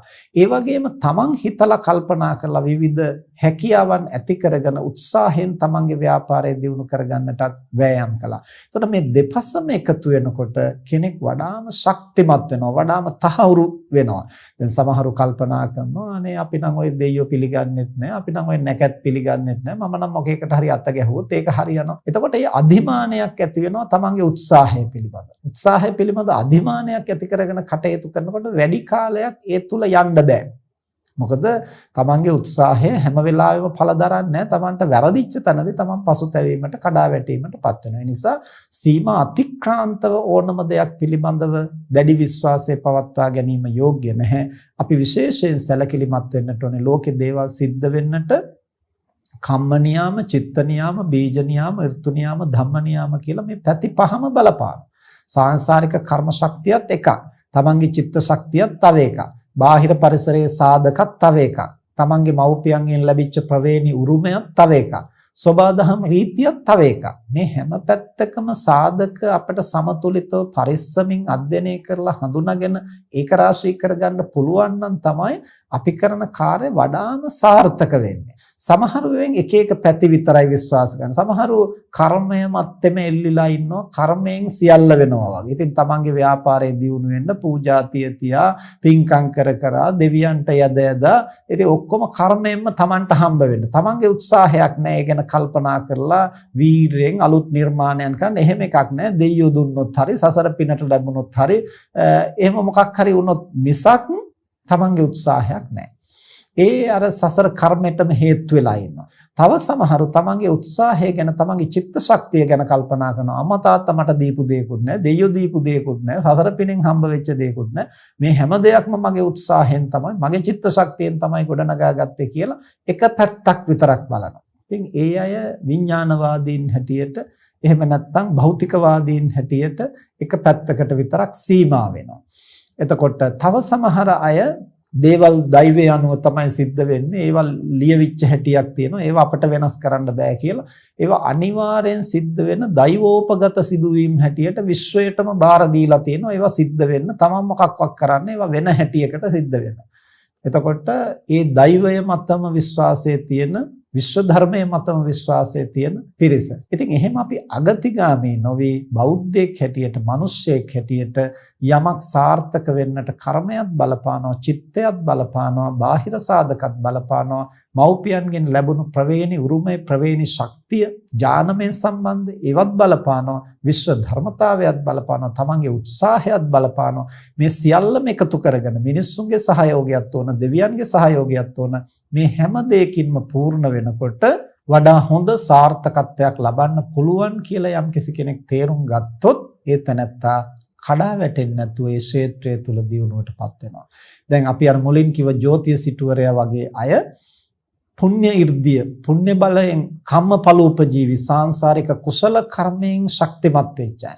ඊළඟට චුල්ලසෙට්ටි ජාතකයේ කියන චුල්ලසෙට්ටි කියන සිටුවරයා මීකුණක් හම්බ වෙලා මැරිච්ච මීයේගේ මලකුණක් හම්බ වෙලා ඒ වෙලාවේ තිබිච්ච නක්ෂත්‍ර හෝරාවත් එක්කලා ඔහු කල්පනා කරනවා මේ වෙලාවේ මේ මලකුණ කවුරු හරි අරන් ගියොත් ඔහුට බොහෝ දියුණු වෙන්නට පුළුවන් මේ මීකුණ විකුණලා මැරිච්ච මීයේගේ මලකුණක්. ඒතර මේක අහගෙන ඉන්නවා දුප්පත් මිනිස්සේ. ඊට පස්සේ අර මීකුණ චුල්ලසෙට්ටි සිටුවරයාගෙන් ඉල්ලගන්න. ඉල්ලගෙන ඔහු කල්පනා කරනවා දැන් මේකෙන් කොහොමද දියුණු වෙන්නේ? පස්සේ ඔහුට කල්පනා වෙනවා බලලෙක් ඇති කරන තැනකට මේ මීකුණ අරන් ගියොත් කීයක් හරි ගන්න පුළුවන්. ඊට පස්සේ බලලෙක් ඉන්න තැනකට ගිහිල්ලා මේ මීකුණ දීලා සුළු මුදලක් ගන්නවා. ඊට පස්සේ ඒකෙන් හකුරු ටිකක් මිලදී ගන්නවා. හකුරු ටිකක් අරගෙන පැන් කලයකුත් තියාගෙන මල් නෙලාගෙන එන අයට හකුරු දීලා පැන් දෙනවා. ඒ අය මල් ටික ටික දීලා යනවා. ඒ මල් ටික විකුණනවා. මෙහෙම අනුක්‍රමයෙන් ඔහු දියුණු වෙලා මාස කිහිපයක් යනකොට ලක්ෂ ගණන් මුදල් උපයන මහා ප්‍රබලයෙක් බවට පත් වෙනවා. ඒ කොහොමද උපායශීලීව උපක්‍රමශීලීව ඒ කටයුතු සිද්ධ කරන්නේ.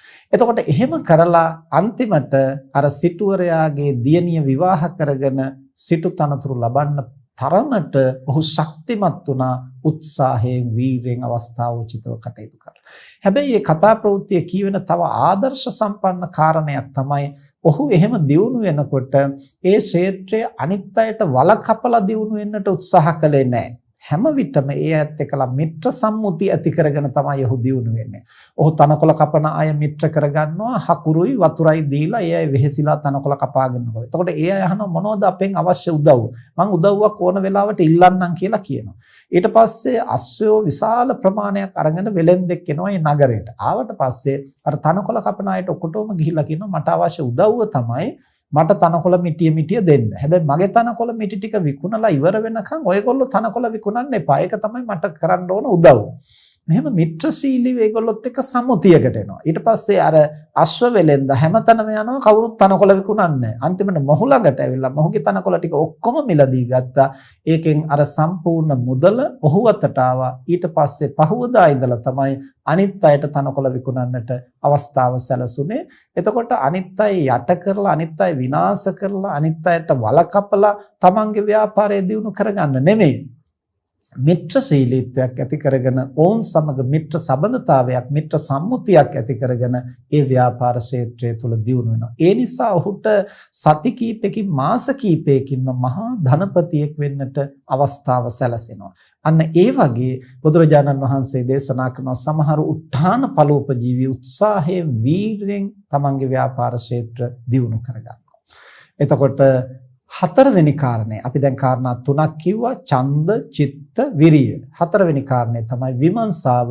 විමර්ශාව ගැන අපි මුලිනුත් සිහිපත් කළා විමසිලිමත් ප්‍රඥාව. ඒ කියන්නේ යමක් කරනකොට එහි හේතුව සහ ඵලය. දැන් අපි යම්කිසි පරමාර්ථයක් සාධනය කරගන්නට නම් අපිට දැක්මක් තියෙන්න ඕන. දැන් මොකක් කරන්නද අපි යන්නේ? තමන්ගේ පරමාර්ථය තමන්ට පැහැදිලි නැත්නම් අපිට දේවල් සඵල කරගන්න බෑ.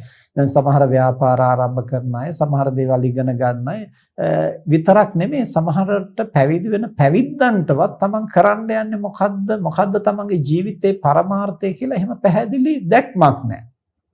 ඉතින් ඕනම ආයතනයක විශාල සෙනගක් වැඩ කළා කියලා පඩි ගෙව්වා කියලා හරියන්නේ නැහැ. හැම ආයතනයකටම දැක්මක්. ඔය දැන් ගොඩක් තැන්වල බෝඩ් වල ගහලා තියෙන විෂන් ඇන්ඩ් මිෂන් කියලා. එතකොට දැක්ම මොකද්ද? දැක්ම සාර්ථක කරගන්න වැඩපිළිවෙල මොකක්ද? ඒක තමයි ප්‍රඥාව. හේතුඵල දැක්ම. ඵලය තමයි තමන්ගේ පරමාර්ථය. හේතුව තමයි මේ පරමාර්ථය වෙත තමන් අනුක්‍රමයෙන් සමීප වෙන ක්‍රමය. එතකොට මේ දෙක පැහැදිලි නැත්නම් කිසිම වැඩක් සාර්ථක වෙන්නේ නැහැ. එතකොට ආයතනයක ගොඩක් මිනිස්සු වැඩ කළ පමණින් ආයතනයක් දියුණු වෙන්නේ නැහැ. බොහෝ ආයතන අපහු කඩා වැටෙන්නේ විෂන් මිෂන් දැක්ම සහ ඒ සඳහා වැඩපිළිවෙල හරියට පැහැදිලි නැත්නම් ඒකත් ප්‍රධානියාගේ ඔළුවේ විතරක් තිබිලා හරියන්නේ නැහැ. අනිත් වැඩ කරන සියලු දෙනා තුළම ඒ හැඟීම ඇති කරන්නට ඕන කුමක් සඳහාද අපි මේ කටයුතු කරන්නේ? මගේ කාර්යභාරය මොකක්ද? අවසානයේ මෙහි ප්‍රතිඵලය හැටියට අපි මතු කරන්න උත්සාහ කරන්නේ කුමක්ද? ඉතින් ඒව පිළිබඳව පැහැදිලි දැක්මක් හැකියාවක් තමන් සතුව ගොඩනගා ගන්න ඕන. එතකොට විමර්ශා ඉද්ධිපාදයයි කියලා කියන්නේ මේ විදිහට විමසිලිමත් නුවණින් තමන්ගේ පරමාර්ථය හඳුනා ගන්න ඕන. ඊළඟට ඒ පරමාර්ථය සඵල වෙන සාධක මොනවද කියලා හඳුනා ගන්න ඕන. ඒ පරමාර්ථයට බාධා කරන බාධක මොනවද කියලා හඳුනන්නට ඕන. ඒ බාධක මැඩපවත්වමින් සාධක අවදි කරමින් තමන්ගේ පරමාර්ථය ජය ගන්නට අවස්ථාවෝචිතව උපායශීලීව ක්‍රියා කරන්නට ඕන. කොහොමද කියලා තේරුම් ගන්නට ඕන. මේ හඳුන්වනවා ත්‍රිවිධ කෞශල්‍යය කියලා. ත්‍රිවිධ කෞශල්‍ය කියන්නේ ආය කෞශල්‍ය, අපාය කෞශල්‍ය සහ උපාය කෞශල්‍ය. ආය කෞශල්‍ය කියන්නේ පරමාර්ථ සාධනය සඳහා අවශ්‍ය සාධක මොනවද කියලා දැනුවත් වෙන්නට ඕන. අපාය කෞශල්‍ය කියන්නේ පරමාර්ථයට බාධා කරන බාධක මොනවද කියලා දැනුවත් වෙන්නට ඕන. උපාය කෞශල්‍ය කියන්නේ බාධක අවම කරමින් සාධක අවදි කරමින් තමන්ගේ පරමාර්ථය ජය ගන්නට උපක්‍රමශීලී වෙන්නට ඕන. කොහොමද? පිරිස හසුරවන්න ඕන කොහොමද? ඒ වගේම භාණ්ඩ මිලදී ගන්න ඕන කොයි වෙලාවෙද? විකුණන්න ඕන කොයි වෙලාවද? විකුණන්න නැතුව ඉන්න ඕන කොයි වෙලාවද? භාණ්ඩ මිලදී ගන්නට මුදල් යොදවන්න නැතුව ඉන්න ඕන කොයි වෙලාවෙද? මේ විදිහට අවස්ථාව හඳුනාගෙන උපායශීලීව කටයුතු කරන්නට දක්ෂ නම් ඒ තැනත්තට අනුන්ට වල කපන්නට ඕන නෑ. අනුන්ගේ ව්‍යාපාර කඩා හිරවන්නට ඕන නෑ. තමන්ගේ ක්ෂේත්‍රය තුල කටයුතු කරන හැම දිනාටම උදව් කරමින් ඉදිරියට යන්න පුළුවන්. දැන් වසන්ත වනිගසේකර මහත්මයා පිළිබඳව එතුමන්ගේ මිත්‍රයා අපි සමග කියපු විශේෂම කාරණය තමයි මේ ක්ෂේත්‍රයේ බොහෝ දෙනාට නැගී සිටින්නට එතුමා අත දුන්නා. වෙනතුනි එහෙම වෙනකොට මේ ක්ෂේත්‍රය තුල විශාරදයක් තත්ත්වයට එතනත්තා ඉබේමපත් වෙනවා. සද්භාවයෙන් ඒක කරන්නත් ඕන, ප්‍රඥාවෙන් ඒක කරන්නත් ඕන. මොකද අපට අනුකම්පාවෙන් කරුණාවෙන් අනුන්ට උදව් කරන්න ගිහිල්ලා විතරක් හරියන්නේ නැහැ. අපිට මිනිස්සු හඳුනා ගන්න ප්‍රඥාව තිබුණ නැත්නම් ඊට පස්සේ ඒගොල්ලෝ වල කපනවා Tamanට. එහෙමත් වෙන්නට බැරි කමක් නැහැ. ඉතින් එහෙම නොවෙන්නට නම් පුද්ගලයව හඳුනා ගන්නට අපට විමසිලිමත් ප්‍රඥාව තියෙන්නටත් ඕන. වෙනතුනේ දැන් රාවණ වගේ රජ කෙනෙක් ගත්තන් පස්සේ සක්විති කියන තැනට ආව ප්‍රඥාවෙන්. ඒ දිග්විජය කරලා නෙමෙයි ධර්ම විජය තුලින්. කොහොමද ඒ රටවල් වලට මොනවා හරි දේශපාලන ගැටලු මතුවෙනකොට රාවණ රජතුමා එතන පෙනී සිටමින් ඒ ගැටලුව ධාර්මිකව විසඳ ගන්නට අවශ්‍ය මඟ පෙන්වනවා. කිසිම ලාභ සත්කාර ප්‍රයෝජනයක් අපේක්ෂා නොකොට. එතකොට තමන්ගේ දේශපාලන ගැටලුව විසඳ ගන්නට මුදල් ගෙවලා යම්කිසි උපදේශකෙක් තියාගෙන කටයුත්ත කරගන්න ඕනේ. ඒකේ රජතුමා ඉදිරිපත් වෙලා ඊයේගේ ප්‍රශ්නේ විසඳ ගන්නට තමන්ගේ අත්දැකීම තුලින් ධාර්මික උපදේශයක් දුන්නාම එය සාර්ථක බව දැනුච්ච ගමන් ඒ සියලු දෙනා මේ රජු තමන්ගේ උපදේශකයා හැටියට අවිවාදයෙන් පිළිගන්න. එතකොට සියලු දෙනාගේ ගෞරවය ප්‍රසාදය දිනා ගන්නවා. ඉතින් එතනදී අපි නැවතත් සිහිපත් කරනවා විමසිලිමත් වෙන්නට ඕනේ. ඒ තමන් උදව් කරන අය විසින්ම තමන්ගේ ව්‍යාපාරයේ කඩාකප්පල් නොකරන තැනටත් තමන් බුද්ධිගෝචරව ඥාන සම්පන්න උපායශීලීව කටයුතු කරන්න ඕන. හැබැයි එහෙමයි කියලා අනිත් සියලු දෙනාම වනසලා තමන්ගේ ක්ෂේත්‍රය සම්පූර්ණයෙන්ම යටපත් කරලා තමන් විතරක් නැගී සිටියොත් එතන සමස්ත ක්ෂේත්‍රෙම ඇද වැටෙනවා. එතකොට ඒ ක්ෂේත්‍රය තුල දියුණුවක් ඇති වෙන්නේ නැහැ. එතකොට තමන්ගේ අභාවයෙන් පස්සේ ක්ෂේත්‍රයත් ඉවරයි තමනුත් ඉවරයි. එහෙම නෙමෙයි අපි පසුපෙලක් හදන්නට ඕන. අනිත් එක තමයි යම්කිසි ශක්තිමත් ක්ෂේත්‍රයක් තිබුණොත් තමයි තමන් ඒ තුල ප්‍රවීණයෙක් හැටියට නැගී සිටින්නට පුළුවන් වෙන්නේ. ක්ෂේත්‍රයේ දියුණු නැතිනම් ඒ ක්ෂේත්‍රයේ තවත් අය ව්‍යාපාර කරන්නේ නැතිනම් තමන් එහි ප්‍රමුඛයෙක් හැටියට ප්‍රවීණයෙක් හැටියට පෙනී හිටින්නට පුළුවන් කමක් නැහැ. ඉන්න එකම එක්කෙනා තමන් නම් 아무තු ප්‍රවීණත්වයක් ප්‍රමුඛත්වයක් තමන්ට ලැබෙන්නේ නැහැ. ඒ නිසා අනිත් අයට සහාය වෙන්නටත් ඕන. හැබැයි ඒ අයගෙන් තමන් විනාශ වෙන්නේ නැති වෙන්නට විමසිලිමත් වෙන්නටත් ඕන. මේ දෙපස්සම හඳුනාගෙන හේතුව ඵලය හඳුනාගෙන තමන්ගේ පරමාර්ථය හඳුනාගෙන එයට සාධක බාධක හඳුනාගෙන උපාය කෞශල්‍යයෙන් යුක්තව තමන්ගේ කටයුතු මනවින් හසුරුවා ගන්නට දක්ෂණං අන්න එබඳු තැනැත්තාට තමන්ගේ ක්ෂේත්‍රය තුල නිපුණත්වයක් විශාරදත්වයක් ලබන්නට පුළුවන් කියලා බුදුරජාණන් වහන්සේ දේශනා කළා. එතකොට මේ ඉද්ධිපාද ධර්ම 4 ඉද්ධි කියලා කිව්වේ විශේෂ කෞශල්‍ය. එතකොට විශේෂ කෞශල්‍යයක් තමන්ගේ ක්ෂේත්‍රය තුල ඇති කරගන්න නම් ඡන්ද, චිත්ත, විරිය, විමර්ශා කැමැත්ත, ඒ පිළිබඳව නැවත නැවත යොදවන සිත, ඊළඟට වීරය සහ විමසිලිමත් ප්‍රඥාව කියන මේ කරුණු 4 අතිශයින්ම වැදගත් වෙන අත්‍යවශ්‍ය ධර්ම 4ක් හැටියට බුදුරජාණන් වහන්සේ දේශනා කරන්නේ. ඉතින් මේ කාරණා සිහියේ පවත්වාගෙන තම තමන්ගේ ශක්ති ප්‍රමාණය නිවන් දැකීම සඳහා ගුණධම් දියුණු කරගන්නටත් මේ කරුණ උපකාර කරගත යුතුයි. ඒ වගේම නිවන් දකින තෙක් තමන් කටයුතු කරන ක්ෂේත්‍රය තුල ව්‍යාපාරය තුල හෝ අවශේෂ ක්ෂේත්‍රයක් තුල අභිවෘද්ධියට දියුණුවටපත් වෙන්න විශාරදත්වයට ප්‍රවීණත්වයටපත් වෙන්න මේ කරුණු 4 යොදාගන්නේ කෙසේද කියලා හඳුනාගෙන තමන්ටත් අනර්ථයක් නොවන ලෝකෙටත් අනර්ථයක් නොවන ධාර්මික ප්‍රතිපත්තියක පිහිටලා ව්‍යාපාර ක්ෂේත්‍රය තුල දියුණුවටපත් වෙමින් ලෞකික වශයෙන් සුවපත් ජීවිතයක් ගත කරන්නටත් මනුෂ්‍යකම් නැති කරගන්නේ නැතිව මානසික ආධ්‍යාත්මික ගුණ විනාශ කරගන්නේ නැතිව ආර්ථික වශයෙන් සමෘද්ධිමත් වෙන අතරතුරම ගුණ නුවණිනුත් සමෘද්ධිමත් වෙමින් ලැබූ මනුෂ්‍යත්වය අර්ථවත් කරගන්නට මේ අසුද්ධහම් කරුණු හැම දිනාටම මහෝපකාරී වේවා කියලා අපි ආශිර්වාද කරමු. මෙතෙක් වේලා ධර්ම ශ්‍රවණය කිරීමෙන් සිදු කරගත් සියලු කුසල් දෙවියන් සහිත ලෝකයාටත් මිය පරලෝකීය ඥාතීන්ටත් ඔබ අප හැම දිනාටම බුදුපසේ බුදුමහරහතන් වහන්සේ නිවී සැනසී පැමිණ වදාළ උතුම් නිවනින් සැනසීම පිණිසම හේතු වේවා කියලා ප්‍රාර්ථනා කරා. ආකාසට්ඨා ච භුම්මට්ඨා දේවා නාග මහිද්దికා පුඤ්ඤන්තං අනුමෝදිත්වා චිරං රක්ඛන්තු ශාසනං. ආකාසට්ඨා ච භුම්මට්ඨා දේවා නාග මහිද්దికා පුඤ්ඤන්තං අනුමෝදිත්වා චිරං රක්ඛන්තු දේශනං. ආකාසට්ඨා ච භුම්මට්ඨා දේවා නාග මහිද්దికා පුඤ්ඤන්තං අනුමෝදිත්වා චිරං රක්ඛන්තු ත්වං සදා. අද ධර්මදේශනාවෙහි දායකත්වයෙන් දරන්නේ ට්‍රාන්ස් ඕෂන් ට්‍රේඩර්ස් හා ඉන්ටර්නැෂනල් ග්ලාස් එක්ස්චේන්ජ් කාර්ය මණ්ඩලයේ ඒ පින්වත් පිරිස විසින් විශේෂයෙන්ම වීදුරු ආනයනය, වීදුරු නිමි කර්මාන්තය හා වීදුරු අලවිය සඳහා ශ්‍රී ලංකාවේ ප්‍රමුඛතම ව්‍යාපාරයක් වූ SG Industries අධිපති වසන්ත වනිගසේකර මහත්මයා අභාවයට පත්වීම නිමිති කොටගෙන එතුමන්ගේ අභාවයෙන් ශෝකවන සිය පවුලේ සෑම දෙනාත් සහ එතුමාගේ කාර්ය මණ්ඩලයේ හිතසුව පිණිසද එතුමා සමග ආනයන කටයුතු කළ ජාත්‍යන්තර වීදුරු සමාගම්වල සහ එතුමාට හිතවත් සියලු ශ්‍රී ලාංකික සහෝදර වීදුරු ව්‍යාපාරිකයින්ගේ පින්බර දායකත්වයෙන් අද ධර්මදේශනාව සිදු කරන බව සිහිපත් කරලා තියෙන්නේ.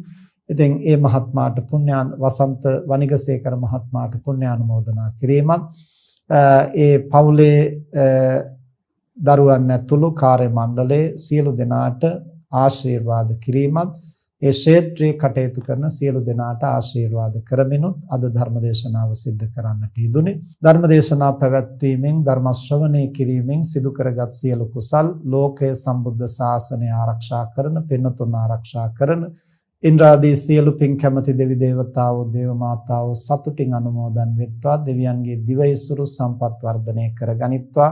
සම්බුද්ධ ශාසනයත් මනුෂ්‍ය වර්ගයාත් চিරාත් කාලයක් ඉහෙන් ආරක්ෂා කෙරෙත්වා.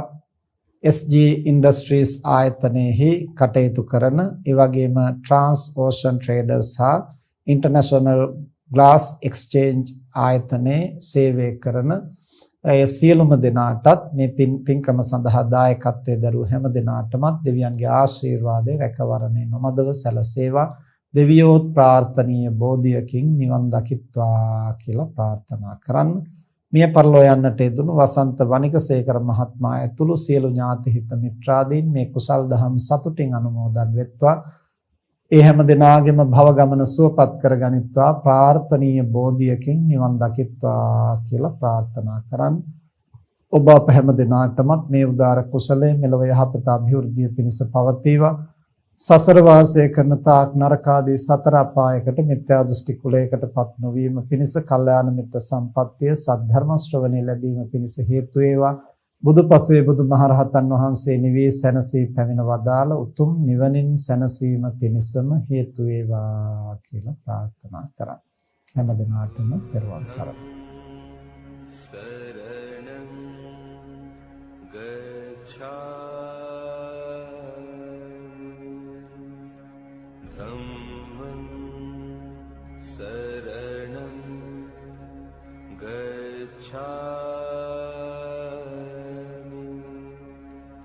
संघं शरणं गच्छामि